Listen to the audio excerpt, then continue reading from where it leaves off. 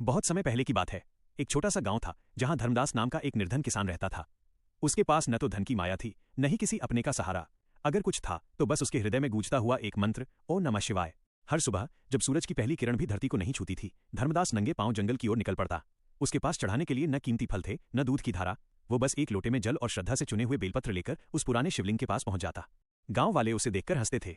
वे कहते, अरे धर्मदास, इस कंगाली में पत्थर पूजने से क्या मिलेगा? कुछ काम कर वरना भूखा मरेगा। धर्मदास बस एक मीठी मुस्कान के साथ कहता, मुझे कुछ नहीं चाहिए, मेरे शिव का आशीर्वाद ही मेरी सबसे बड़ी पूंजी है। फिर आया वो कठिन समय, जब आसमान से आग बरसने लगी। गांव में भयानक सूखा पड़ा।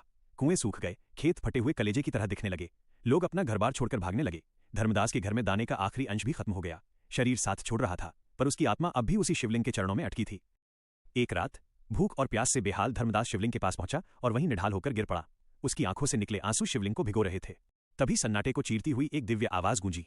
साक्षात महादेव उसके सपने में आए और बड़े प्रेम से बोले, धर्मदास, तेरी भक्ति निस्वार्थ है। तूने मुझसे कुछ नहीं मांगा, इसीलिए अब मैं तुझे वो दूंगा जो तूने सोचा भी न होगा। अगली सुबह जब सूरज उगा तो एक चमत्कार हुआ। जहां धर्मदास गिरा था, उस सूखी और प्यासी जमीन का सीना चीरकर मीठे पानी का एक निर्मल झरना फूट पड़ा। देखते ही देखते पूरा गांव फिर से लहलहा उठा। गांव वालों की आंखें भर आईं। उन्होंने जान लिया कि जिसके पास महादेव का साथ है, वो कभी दरिद्र नहीं हो सकता। सच है, सच्ची भक्ति कभी खाली नहीं जाती। ओ नमः शिवाय।